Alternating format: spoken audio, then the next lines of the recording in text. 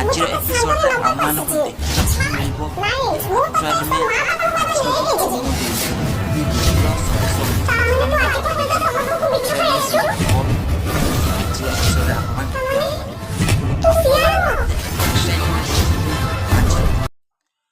ଓ ମାଇ ଗଡ୍, ଆପଣମାନଙ୍କୁ କ'ଣ ଲାଗୁଛି?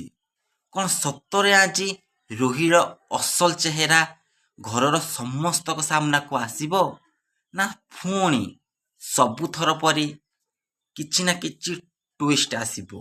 ମୋତେ କାହିଁ ଲାଗୁନି, କାରଣ ଏମିତି ବହୁତ ଥର ହେଇଛି କି ଯେତେବେଳେ ରୋହିର ସତ ସାମ୍ନାକୁ ଆସିଛି ତାର ପ୍ରୋମୋ ଆମେମାନେ ଦେଖିଛନ୍ତି, ତ ସେଇ ସିରିଏଲଟା ଦେଖିଲା ବେଳକୁ ଯାହା ଲାଗୁଛି କିଏ ସ୍ୱପ୍ନ ଦେଖୁଥିବ ନା ଆଉ କିଛି ହେଇଥିବ।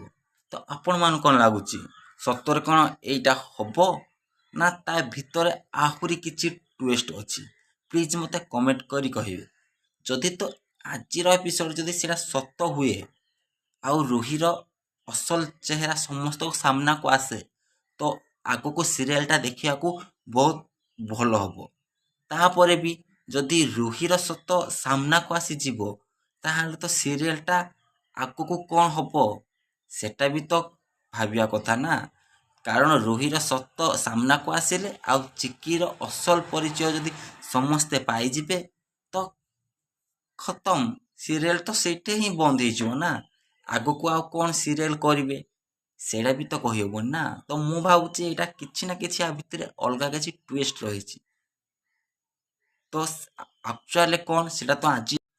ସୋ ଫ୍ରେଣ୍ଡସ୍, ଆଜିର ଏପିସୋଡ଼ରେ ଆମମାନଙ୍କୁ ଦେଖିବାକୁ ମିଳିବ କି ଆକ୍ଚୁଆଲି ଆଜିର ଯେଉଁ ପ୍ରୋମୋ ଦେଇଛି କି ରୋହିର ସତ ସମସ୍ତଙ୍କ ସାମ୍ନାକୁ ଆସୁଛି, ଆକ୍ଚୁଆଲି ସେଇଟା କ'ଣ, ତ ଆଜିର ଏପିସୋଡ଼ରେ ଆପଣମାନେ ଦେଖିବାକୁ ପାଇବେ। ତ ଆପଣମାନେ କେତେ ଏକ୍ସାଇଟମେଣ୍ଟ ଅଛନ୍ତି ଆଜିର ଏପିସୋଡ଼କୁ ଦେଖିବା ପାଇଁ, ପ୍ଲିଜ୍ କମେଣ୍ଟରେ ଜଣେଇବେ। ଆଉ ଏମିତି ନୂଆ ନୂଆ ସିରିଏଲର ଅପଡ଼େଟ୍ ଯଦି ପାଇବାକୁ ଚାହୁଁଛନ୍ତି ତ ପ୍ଲିଜ୍ ଆମ ଚ୍ୟାନେଲକୁ ସବସ୍କ୍ରାଇବ୍ କରନ୍ତୁ। ଆଉ ଭିଡ଼ିଓଟି ଭଲ ଲାଗିଥିଲେ ଲାଇକ୍ କରନ୍ତୁ, ସେୟାର କରନ୍ତୁ। Thank you.